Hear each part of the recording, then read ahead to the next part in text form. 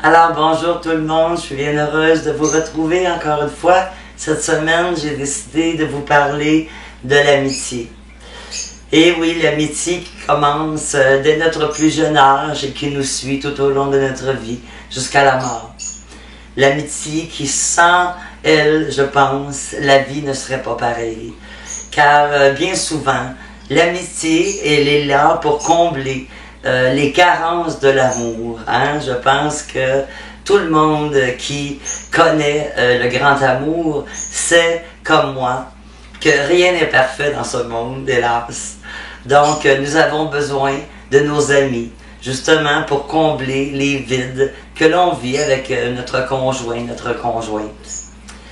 L'amitié, c'est un bien grand mot. Ça peut vouloir dire bien des choses. Pour certaines personnes, c'est quelque chose de très précieux.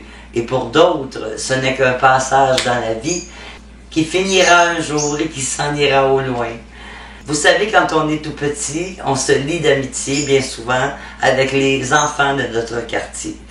Et si on a la chance de rester jusqu'à l'âge adulte dans le même quartier, eh bien souvent, on voit ces amitiés se développer au fil des années et rester dans notre environnement. Ce sont, je pense, les amis les plus fidèles et les plus vrais. Ceux qui ont la chance d'avoir eu cette amitié jeune et qui l'ont conservée jusqu'à l'âge adulte, eh bien, ils sont bien chanceux. Car je pense que c'est une amitié qui ne se dissout pas. Même si la personne que l'on connaît, qui est notre ami depuis qu'on est tout petit, change de pays, s'en va pour des années, quand elle revient auprès de nous, c'est comme si elle nous avait quittés hier. C'est vrai, hein? On a l'impression que cette personne-là n'est jamais partie. Pourquoi? Eh bien, parce qu'elle est restée dans notre cœur, elle est restée dans nos pensées, et surtout, nous avons souvent conservé le lien malgré tout. Que ce soit une carte postale à tous les 3 ans, un coup de téléphone à tous les 2 ans, eh bien, il y a toujours eu un lien qui a fait en sorte que cette amitié-là, eh bien, elle n'est jamais disparue. Et aussi, nous rencontrons des gens tout au long de notre vie qui deviennent nos amis. Mais vous le savez comme moi, on doit prendre très au sérieux quelqu'un qui devient notre ami. Parce que c'est un investissement que de conserver un ami. Connaître quelqu'un sans faire un ami, c'est déjà un cadeau. Mais le conserver, c'est un honneur.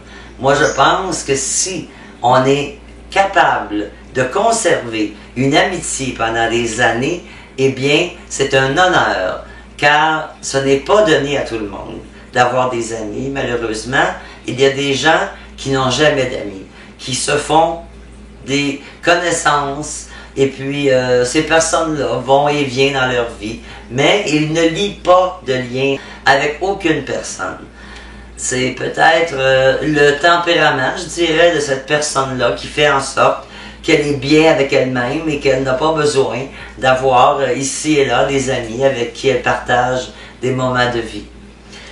Aussi, l'amitié, elle peut être bien traître, car il y a de faux amis. Il y a des personnes qui entrent dans nos vies seulement pour profiter de nous. Profiter pas seulement de notre argent, c'est pas à ça que je pensais, mais profiter de notre énergie. Qu'en pensez-vous? Avez-vous connu ce genre d'amitié qui, tout au long de votre vie, n'a fait que vous enlever votre énergie? Eh bien, ce sont de faux amis, ces gens-là. Quand on est près d'eux, on sent qu'on ne se sent pas bien. Il y a quelque chose qui fait en sorte que cette personne-là, elle nous agace, elle nous dérange, elle nous perturbe dans nos pensées. Et puis, souvent, cette personne-là va nous demander des conseils et chaque fois, nous allons répéter la même chose pour pouvoir lui venir en aide. Et au bout du compte, on va s'apercevoir que cette personne-là ne met jamais en pratique les conseils qu'on lui donne. Eh bien ça, moi je crois que ce sont de faux amis. Car quand on est vraiment en lien d'amitié avec quelqu'un, eh bien on en prend soin. On partage des choses avec cette personne-là. C'est comme un donnant-donnant. Si ce n'est pas le cas, si c'est seulement prenant et non donnant, eh bien, je pense que c'est une fausse amitié. Car il doit y avoir échange, il doit y avoir partage des choses. On ne fait pas que donner, donner, donner, sans jamais recevoir de la part de nos amis, bien sûr. Il faut que ce soit un équilibre qui solidifie l'amitié. Quand une amitié nous dérange, eh bien, il faut se poser des questions. Il faut être honnête avec soi-même. On ne garde pas des amis juste pour avoir des amis. Hein? C'est ridicule. Un ami, c'est bien trop précieux et puis ça demande beaucoup de temps. Hein? Ce n'est pas seulement de dire bonjour, ça va bien, que tu fais cette semaine et ne rien faire d'autre pour cette personne. Hein? L'amitié, c'est envoyer des petits mots, c'est dire à la personne combien elle est importante pour nous, c'est lui apporter ce qu'elle a besoin. Et vice-versa, c'est un échange. À ce moment-là, on peut parler de vraie amitié. L'amitié, je pense, qui dure et qui garde l'intérêt aussi. Parce que bien souvent, les gens changent et deviennent différents. Donc, l'amitié à ce moment-là peut être parfois brisée. Car on ne pense plus de la même façon. Nous ne sommes plus d'accord avec les nouvelles valeurs de notre ami qui est parti vers un autre chemin que le nôtre. À ce moment-là, je pense qu'il est mieux de dire, eh bien, je te laisse partir et bonne chance. Il est difficile parfois de laisser partir des amis, mais je pense qu'il est sain de le faire, car rester ami avec quelqu'un qui ne nous apporte rien, eh bien, juste pour avoir un nom à ajouter sur notre liste, je pense que ça ne vaut pas la peine. Une amie, un ami, c'est presque un amour, parce que nous ressentons énormément de tendresse envers cette personne-là.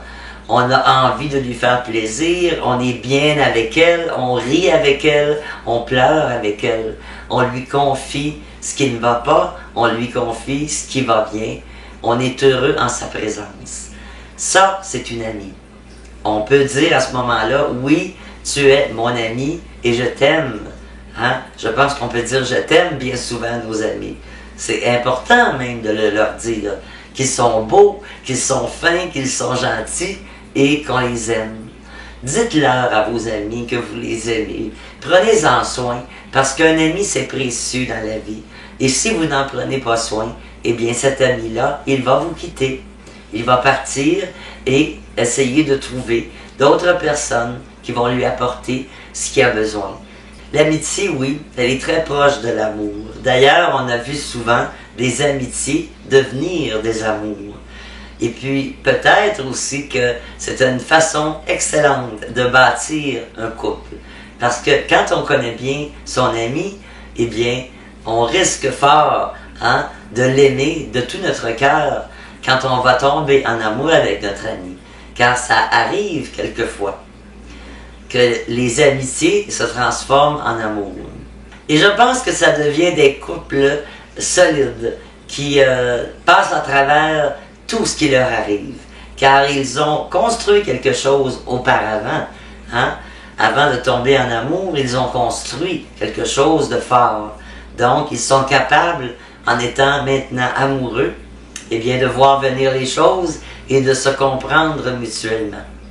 Il faut leur dire qu'on apprécie. Il faut leur dire souvent, j'apprécie ton amitié, j'apprécie ce que tu fais pour moi. Car tu n'es pas obligé. Personne n'est obligé de plaire à quelqu'un. Donc, quand quelqu'un prend le temps de prendre soin de vous, eh bien, prenez donc soin d'elle aussi. Ce n'est qu'un moyen de grandir et de faire en sorte que notre âme s'embellit de jour en jour. Je vous laisse là-dessus. Je vous souhaite une très bonne semaine et je vous revois dans 2 semaines. Au revoir, mes amis.